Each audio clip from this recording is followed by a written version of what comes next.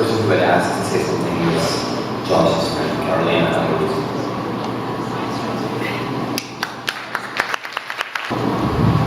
I just want to read a piece that I've been working on that's trying to make some more sense out of this definition. I know Josh is hoping to. Microphone. I'd like to begin with a brief, reverentially redacted quote from Wallman. Why is it that the hateful man dies with his dance, and yet love seems now to live and grow in spite of the final separation and the final silence? For how long, he wondered, with a kind of fear, was it possible for that love of his to continue, and to what end? Like most of you, I've suffered the death of people dear to me in my lifetime, the sadness quickening as I age.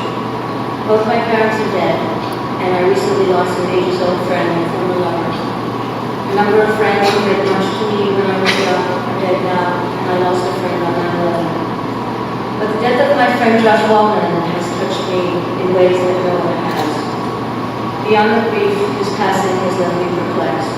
I've coaxed out some understanding as to why, but final clarity eludes me. Josh was an important part of my growing up, and I think I was for him too. Early on, I watched him weather the dark storms of change while getting to know the immutability that essentially defined him.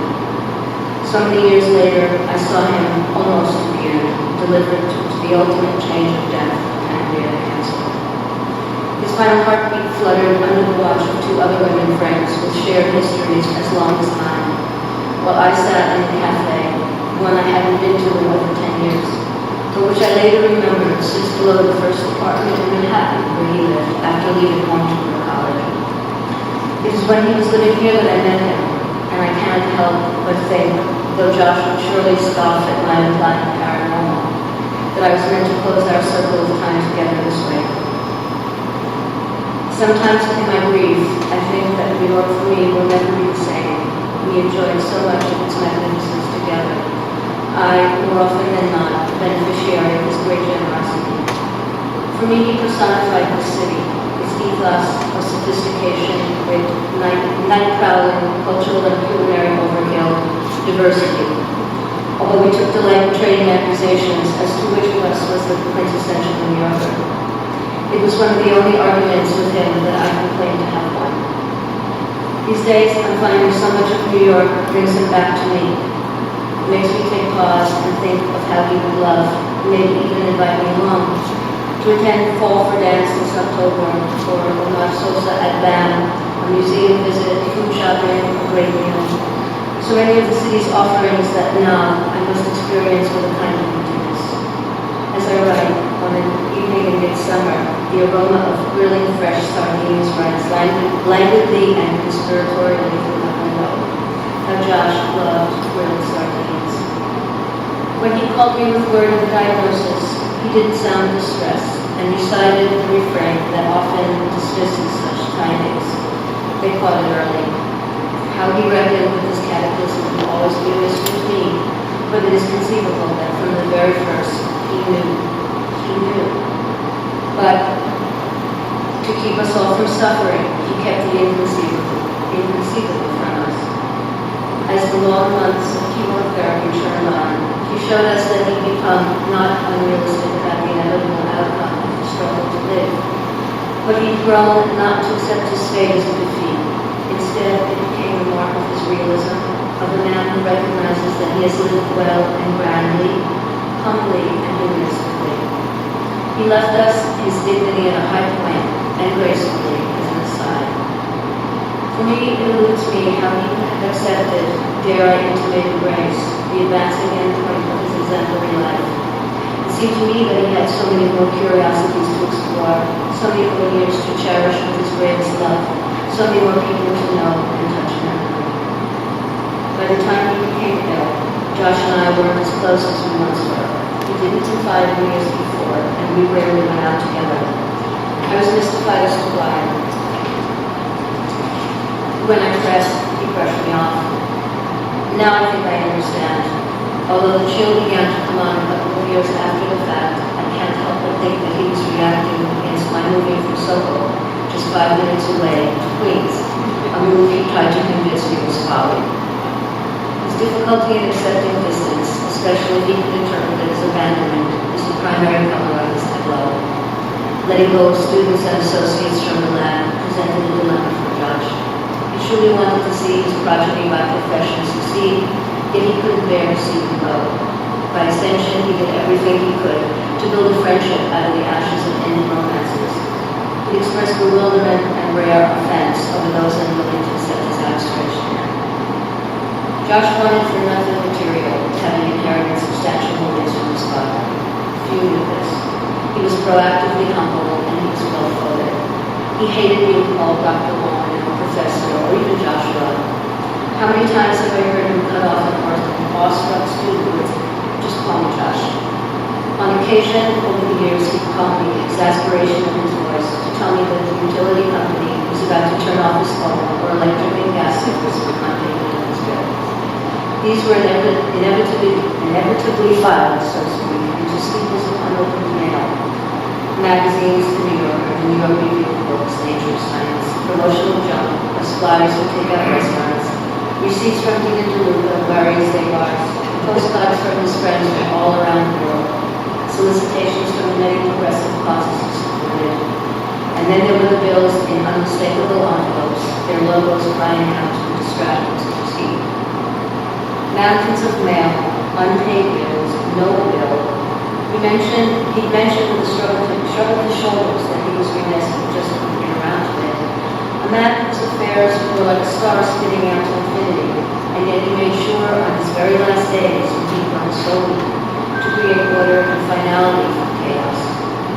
Josh was a modern man with a very advanced outlook, yet he was as chivalrous as a white knight when it came to tending to those near him. The lab where he worked since 1973 was his family, and he its paid familiars. He still is.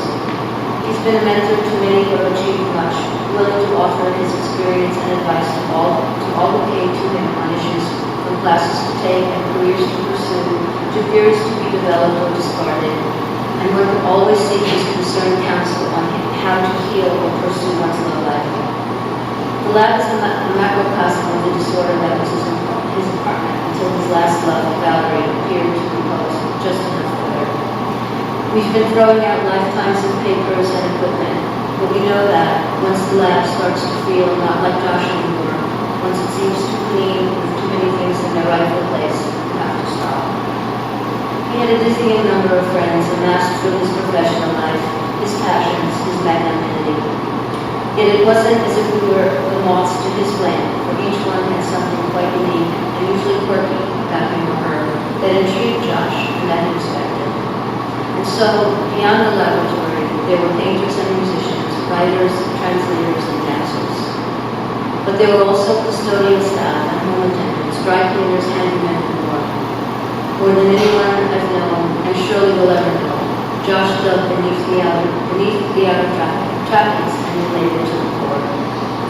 Having seen him as he withered, his voice strained, his appetite constricted, making even enjoyment poor. His once power walk slowed to his side, his glassy skin, his hair and beard sparse and hoary. I still can't fully encompass the threshold that he has crossed. Where is he? I feel him near to me sometimes as I recall his voice, his gorgeous laugh. I see those hundreds of photographs come to life, and how his being has turned into nothingness but for a scattering of ashes. And I wonder if he puzzled too about the end. And I wonder how I will weather, if at all, this greatest historical change.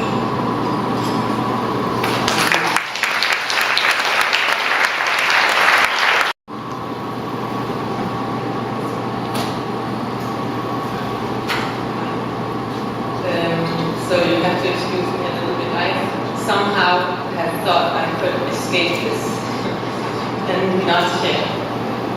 But it became clear to me this morning that I would have to gather myself. I, of course, have been thinking what I could say. There are many stories I could choose to tell about the experiences I've had with Josh and our little two-person philosophy neuroscience club and gathering and the friendship that ensued. Maybe here to tell about when I had to call the fire department and the police when he was lost in the forest with my then 3-year-old daughter. But I realized that maybe I have a more important story to tell. As I was teaching Socrates yesterday. So I'm Josh's philosopher friend. But he is truly maybe the most natural philosopher that I have ever met. And he, more than any philosopher friend of mine, lived the philosophical life as a natural philosopher in its original meaning before the separation of philosophy and science. And he is, in a way, truly a Socratic. We've heard this morning about his methodological style of inquiry. You don't even have to know about Socrates, scientists. You can just study Josh. He would, before he even, like Peter said earlier, if you didn't intervene in time, he would already have moved on to the next dialectic leg of the argument. As readers of Socrates would know, he would integrate humor, and so that the to Josh is an original Socratic trait. And of course, you would be generous, invite anybody honest enough in the pursuit of truth into a debate, but you would have disdain for the person that is dishonest or has hubris, thinking that they know before they know. And that was also what we saw maybe in John's Pinker email. So it is a combination, like Andre talked about the generosity, and then you have, but it's a combination of generosity and demand. Yeah. If you engage, you must engage. If you are going to cook, you have to cook something decent for us all to digest. And it is a holistic life of inquiry. Yeah. It is not, you are at work and you go home. You live and breathe this inquiry. And I think we've seen, I have just loved this day, where we've seen how Josh's life integrates with the sort of core content of his findings. From the very early on, like his focus on animal behavior and how the environment and experience changes the very structure and growth of our biological organisms. And this is the basic Socratic point of you become what you do. And you have to, the honesty by which you live shapes your very being. There is that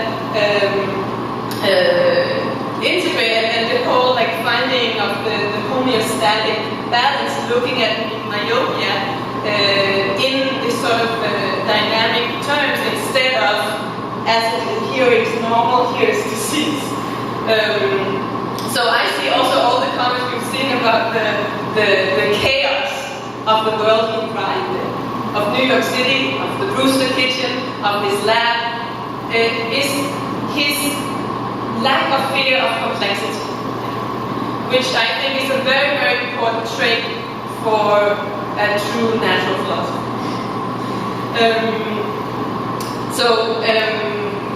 Let me wrap up by then anyway telling one little person. And that was, I had a dinner with Josh after he had become ill, and Valerie was considering moving across the country under the condition of the kitchen being fixed. And I think it's interesting to see how Josh was very aware that this was his primary task now, was to fix that kitchen, change the environment that he was in such that the twosomeness of love could become impossible. And